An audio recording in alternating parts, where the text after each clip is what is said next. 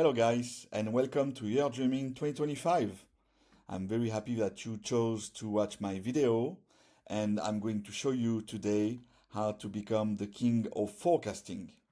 I'm Jean-Pierre Rizzi, I'm a project manager at TechSay, and this is actually the last slide that you're going to see today because what I wanted to offer you as an experience was a full demo of the tool. It's a simple demo, of course, but I didn't want to show you any slides. I wanted it to be as practical as possible, and so we're going to be switching in a very short moment to a Salesforce environment. First of all, I wanted to thank the organization team for putting this day together. Even though we couldn't be together in person, I think it's very interesting that they were able to make this sharing of all of the videos and make this online virtual event. So thank you a lot for all of their hard work, and I hope you will enjoy my demo. So as I said, today I'm going to be switching to my Salesforce environment. So for your information, this is a demo environment that I've spun up with Trailhead. So it's very easy for you to reproduce this. Even though I encourage you to do it in your own sandbox environment, because of course you will have all of the features and customizations for your org, and you will be able to have more users to test this feature. Okay, so who is this session for? This session is primarily aimed at business users, sales reps, or Salesblazers, as we call them now in the Salesforce ecosystem. But I wanted to show them as well what to discuss with their admin when they're going to be setting up forecasts in Salesforce. And so I'm going to be showing you a lot of forecasting tips and forecasting screens, at least simple ones, because you'll see that it's basically possible to do a lot of things with forecasting. But we're going to be seeing that interface a lot and not as much as setup. All right, so let's get started. So first of all, we really should give a great, or a shout out to the Salesforce teams for making forecasting what it is today. It has really become an amazing tool, and it has benefited from a lot of new features over the years, release after release. And so they made a great job at strengthening that feature within Salesforce. So huge shout out to the team who made the forecast so visually appealing. All right, so forecasting is available in Sales Cloud for all editions, including Enterprise, and I guess many of you have that edition of Sales Cloud. So for you, it's completely included in the license cost, and you just have to activate it and set it up quickly to have a first version, which will be fully working in your environment. What I wanted to start with is a very important prerequisites, is that you need to have three things in Salesforce for forecast to work well. So forecast is going to be all about your data on your opportunities or opportunities line item. But what it means is that in your opportunity, you need to have three important things. First, you need to have an opportunity stage, which is well defined and which is, of course, adapted to your context. Second of all, you need to have an amount. You need to use the amount field in Salesforce. It's the best way to get all of the benefits of the Sales Cloud. And that amount field is going to be used either by adding products to your opportunity or as a standalone if you don't add products. As long as you don't add products, this field is free to be completed and you can put any data you want within it. Okay? So another important thing that I wanted to show you is the close date. Often I see in Salesforce orgs, the close date is a bit neglected, but it's going to be a key date in your forecasting, at least in the first version that you will want to use in your forecasting. The close date is basically when you think that you're going to close this opportunity. And so, of course, now you see that when it comes to forecasting, it's very important to have this and to have a date. So maybe the standard close date or maybe another date to use when you want to put together a forecasting tool. Okay? All right. So as you can see here, it's a very basic opportunity. It's with another user, which is Jonathan Carew. We've got two users in my org because it's a very simple org. You know, it's a playground. But what you should have normally in your Salesforce is some data to test your forecasting. You shouldn't, of course, activate forecasts in production. Of course, your admin will know that.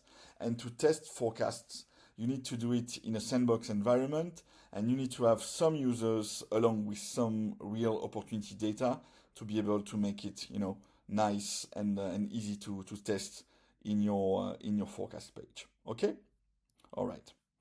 So one thing I wanted to show you, which is very important also, is the forecast type. So forecast category, sorry. So the forecast category is something that you can see on the opportunity. So I don't think it was on a screen there, but it's okay. We can just have a look there. And the forecast category is tightly linked to the stage. Each stage on the opportunity will have a forecast category. And this forecast category is going to be used in forecasting because the forecast category is going to be able to group stages together to give you an overview of the pipeline as, you know, trust and confidence in your ability to close the forecast will grow, you know, from a low probability to a high probability. The forecast categories, they can be modified straight into Salesforce. You have here the forecast category like that, and you could definitely edit the name of the forecast category.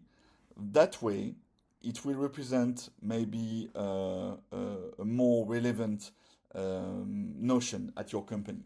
You can either modify it here on the forecast category field, or you can do it in the roll-up within the forecast if you choose to roll this up. And we will see what rolling up is a bit later. You see here that you have 5 forecast categories, and there is a 6th one you can add. If you click new there, you will see that there is a status category, which is most likely, which is open for, it can be initiated to have a 6th category that you can use in your forecast, allowing you a greater flexibility in grouping the stages together.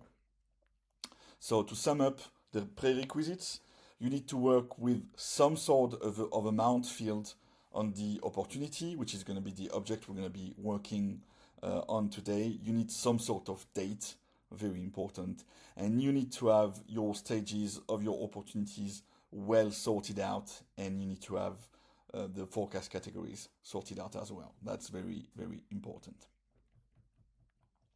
All right, so now back to our forecasts. Forecast doesn't have any specific permission. The only thing is that it has to be set up on the user. So for example, if I go to my user, Jean-Pierre Rizzi here, we can see that allow forecast is, sorry, with that already up. Let me quickly check that up. Here we go, forecasts. Where have I put that already? Allow forecasting, there it is. So the allow forecasting box is checked, and that way the users can have access to forecasts. One important thing to say is that unfortunately you can't customize forecasting if you're not an admin in Salesforce. Once you've set up the forecast on the user level, you have to make the tab available. So maybe it's already available to you as a Salesblazer in your Salesforce org. If you want to see if it's already available, it's very easy. You just need to click on the small chessboard here on the top left corner of your org, and you click and you type forecasts. And you'll see what the items here being sorted out is forecasts. And if I click on it, I'm actually taken to my tab that was already open, as you saw maybe a bit earlier. And that tab can be definitely displayed automatically in your app Sales. And you can just move it around if you need to, for example, maybe put it more towards the home side of the app. So forecasts, how does it work? So basically, the forecast is gonna be giving you the spread of your pipeline grouped into categories. And what's great about forecasting is that you can actually match it to quotas, to the sales objectives, sales goals that you're going to have for you and for your salespeople. For example, as you can see here, I am the manager of Jonathan Carew, the sales manager of Jonathan Carew in that instance, and I can see Jonathan Carew as my sales rep in my organization. So I'm going to be able to see the forecast and the quotas, the goals, the sales goals attached to this. And with a right configuration of the forecast types, you'll be able to have a very, very good view of what the forecast looks like, and it's going to be a great tool for you to host and to lead your sales meetings, for example. Okay, let's go and have a look and see what the forecast type is. Basically, the forecast type is the engine of the forecasting. And the forecast type is, so when you go on the setup, you'll see that you got the forecast settings. So obviously, if forecast wasn't enabled, it should be enabled. And once it is enabled, you have some forecast types available. You have in standard a maximum of 4 forecast types available, activated. You see here that I have more of them, but some are inactive. If you request it with Salesforce, normally you can have up to 7 forecast types available. And the forecast type is basically a way to present your opportunity data or your forecast data in a certain way. And why I'm talking about the opportunity is that we want to have a very simple use case in this instance, but you can have many other data depending on your use case. Okay? So the forecast type is going to comprise all of these elements. You first have to choose an object. And so you could have the opportunity product, but if you have activated schedules in your org, you could also have the product schedules. And schedules is very, very interesting because when we're talking about ARR and how you want to have those subscription amounts spread out over time and see what it looks like in a forecast, that tool can definitely do the job for you. Let's start with the simple example of the opportunity. And so a forecast is primarily made of a measure. So that's why I was mentioning the amount. It can also work with the quantity, but I don't think it's very relevant in our case. You could work with a custom amount field, but I like the standard amount field because obviously if you're going to be working with products, you're going to be using that standard amount field. And you can also do some group by. So unfortunately, group by is only working with custom fields. So for example, the standard type field I couldn't use there, but you could definitely try and mimic that behavior that you have with a standard type field. And you could choose that to group the data by to have a more satisfactory display of your opportunities. I'll be showing that in a moment. Date was very important in a prerequisite, remember, and so now we need to select a date type because obviously the forecast is going to be working with date ranges. And so you'll want to select a close date. Maybe you'll have some custom date. But since the close date is a mandatory field on the opportunity, you'll want to use that close date, I believe. And you have to choose a hierarchy. So that's a bit more technical stuff. But basically in Salesforce, you have what we call a role hierarchy, which is not supposed to resemble your business hierarchy, but more like it's a technical hierarchy used for sharing, sometimes also for reporting purposes, even though it's not its main purpose. But in our case, we're going to be using the role hierarchy, the user roles, for the forecast hierarchy. You could also use territories if you have territory management activated in your org, which is also a very nice way to arrange your territories and how you arrange your visibility of the reporting for your salespeople. Here we go. And you could also add filters. For example, you can imagine that one report type or one forecast type, sorry, would be only concerning one specific type. So, for example, if I look at the opportunity type, I could say that I only want a forecast type for new customer, and that way my forecast won't be polluted by any other categories. So that might be very, very useful as well. Here we go. Of course, give it a nice name, a nice developer name. Again, that's your admin doing the work, but he should be basically basing his questions, his interview questions on those assumptions, on those characteristics. So whenever you get a chance to have a requirement meeting with them, you should be aware of all of those requirements necessary there.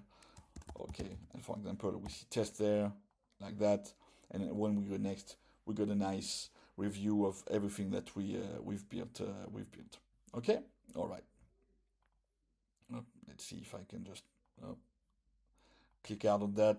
So that was to show you all what we've done with the forecast types.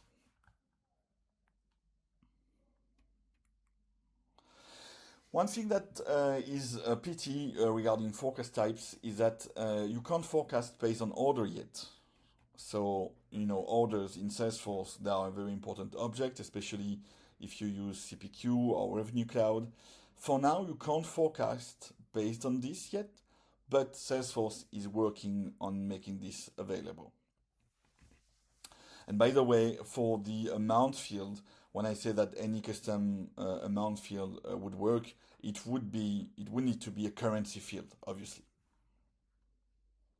Once you've created your forecast type, it is important to activate it afterwards. The reason why it's not activated is that you may need time to stage other things like quotas, for example. Okay? All right. So right after you have activated forecasting, my take on this is that you should activate quotas. Quotas are basically a way to compare forecasts against sales targets for your sales reps. Okay? All right.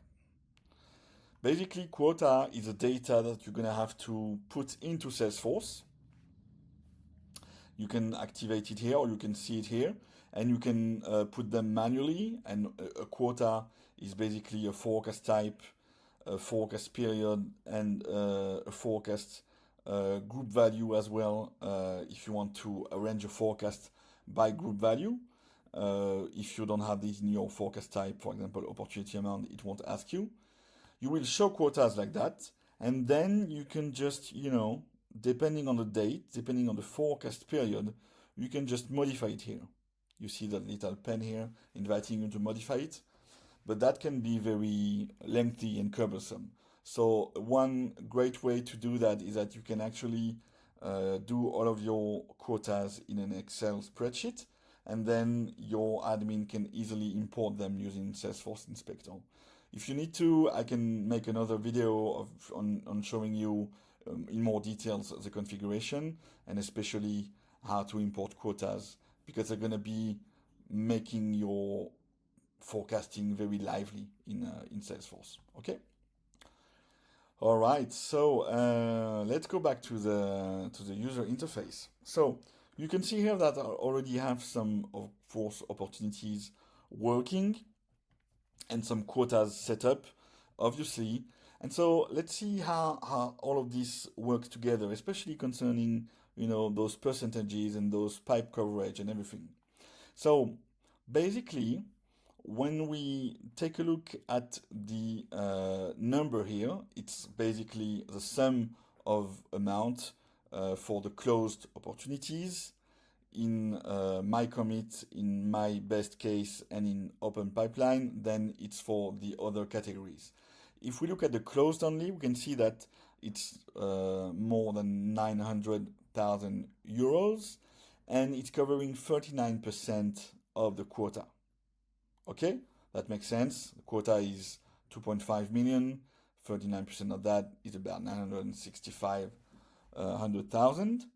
And so what is pipe coverage and gap to quota? So that's two columns that Salesforce has configured for you. You can add columns to quotas, to forecasts. And that's a great way to actually, import some more data into your, or put some more data and some more formulas in your forecast. You can even have some custom data in your forecast to compare, for example, the ERP data that you have and the CRM data that you have. And so the gap to quota is basically what's missing between the closed, that 965,000 euros, and that 2.5 million. You can, make the difference. And your pipe coverage is basically how much your pipeline is covering that gap. It's showing you, ahead of time how much you have in your pipeline being currently worked on by sales reps, and if it's going to be covering that gap to allow you to actually have a good landing on your opportunities. Okay, so basically the open pipeline is 985,000 euros, and that's about 64% of the gap to quota. Okay, that's very, very important to activate. Actually, to activate this, you can, if you go back to the forecast settings there, you can basically add. Here we go. You can select columns to display, and you can manage custom columns. And those custom columns are actually columns that Salesforce has already made for you. So they are customs, but Salesforce has already made them for you. One thing that you're going to want to correct once you enable it, that happened to me, is that for your pipe coverage, basically in the formula, so same thing, if you need to know more about the formulas and how we can, arrange those formulas in details, please do not hesitate to ask me, and I will make sure that I can prepare another video. And so you'll want to have that times 100 there, because otherwise it's not based on 100%, and so the display is actually a bit off. So make sure you go ahead and you add that times 100% in that formula to make it look very nice, like that here. Okay? All right. We're all done there. Perfect.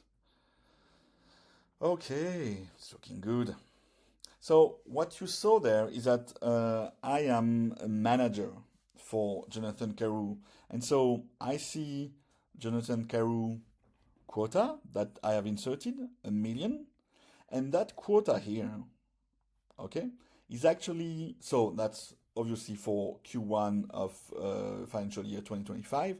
That quota of 2 million is not for me, it's for my whole team. That is one intricate thing that we need to understand, is that as I am inserting a quota, as I am the forecasting manager for Jonathan Carew, that means that I need to bear in mind that this quota is going to be working for him and for me. So if I have any opportunity of my own, it's going to be included in that quota, and Jonathan's opportunities will be included in that quota as well. So very important thing to keep in mind. Okay. All right. There is two other things. There are two other things I want to show you guys. Let me check my notes there. All right, perfect. Is the manager judgment and the adjustments. So manager judgment and adjustments can be easily activated there in Salesforce, enable adjustments and judgments. And what it does is that basically judgment is a way for sales managers to apply some confidence level on the opportunities in the pipeline. So I am Jonathan Carou's sales manager's direct manager. It's important. The judgment can only be applied by the direct manager. Even if I am the big boss of the company and I am not the direct manager for Jonathan Carou, I cannot apply a judgment on their opportunities. And so the way the judgment works is that basically, if we see here the little pen, is that the manager judgment can say, okay, so that opportunity is in the pipeline, but I still want to count it in or out of my closed opportunities, of my total amount. So let's say it was here, it was in, let's put it out. Here we go, like that. Up. Let's save. Okay, perfect. Changes were saved. Up. Here we go.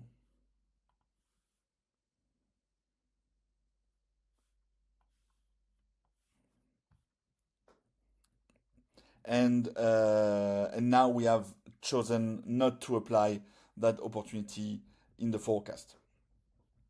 So to reflect that on the figures, we need to apply the judgment here, and the judgment is that basically I can adjustment more. We could say the adjustment is that basically I need to I can myself as a manager I can propose an adjustment to say, okay, this is more looking like you're gonna be doing 300K and not 235, and so I can just save it like that, and it's gonna be saved at 300,000 euros.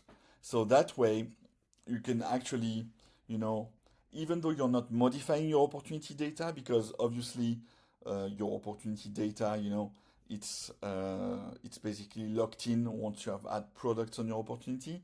You can just apply it there, and then you can see how it reflects on the forecast. So it's a great way to have some more contextual information and some judgment into the forecast for your users. Okay, all right. Oh, I haven't talked about that part yet, but so along with the forecasts here that you have on the first top of the page, you have the list of all of your opportunities there. You can choose the columns you want to display. So that's kind of a list view. And you can modify many things there. You can modify the close date. You can modify the amount if you are not using opportunities yet. And if you were on an opportunity, which is the one for your direct subordinate, you could apply a manager judgment. You can't apply a manager judgment on your own opportunities. That's important to say. Let's put this one in, for example. Here we go. I might have been a bit confused earlier with the whole figures, but yeah, value increased by 30K. Oh, that's a great thing I wanted to show you guys. That's basically the historical trending. So historical trending is something you need to activate in Salesforce. It's often activated to use with the pipeline inspection, which is another way to do some sort of forecasting. It's a simple view of pipeline inspection within the opportunity tab. And that way you can see what's been increased from 270 to 300. Because it has saved the data, and on the chart you can see the evolution of your data as well. Let's check if it can load. Here we go.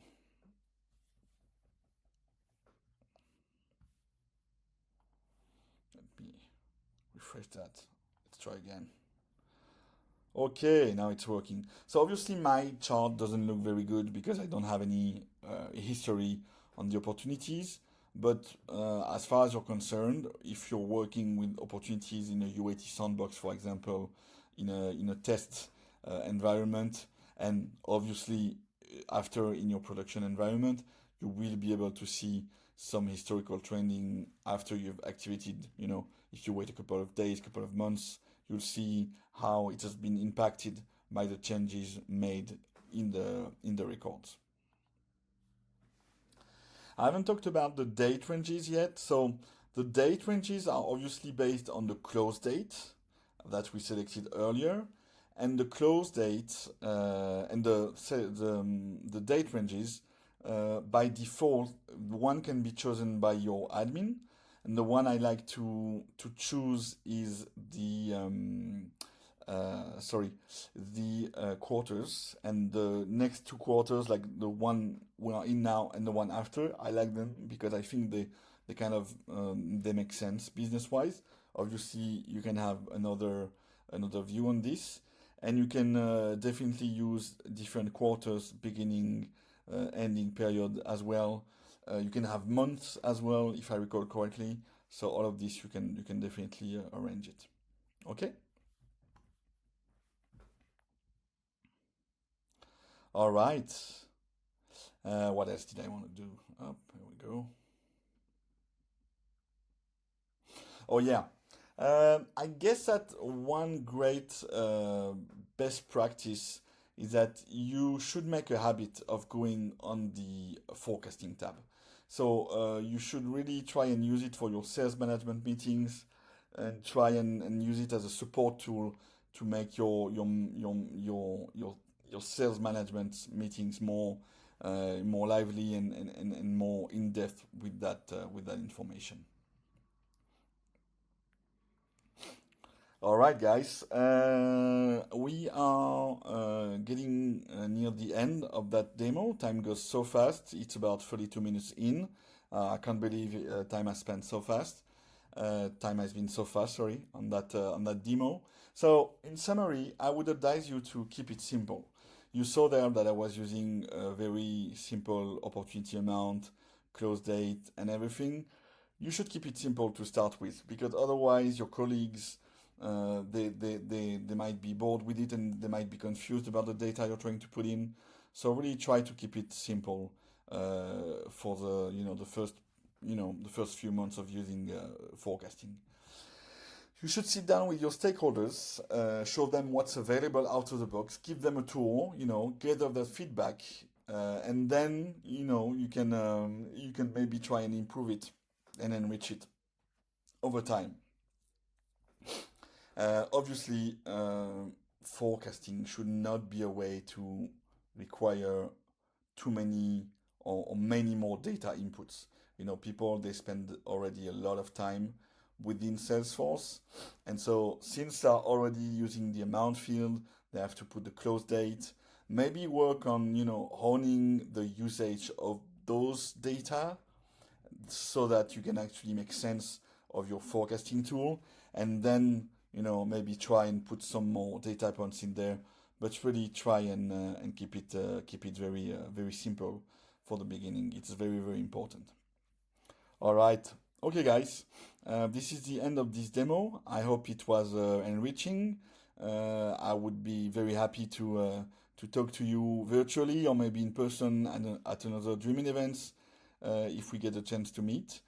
Thank you again for watching my video, and I will speak to you soon. Bye bye.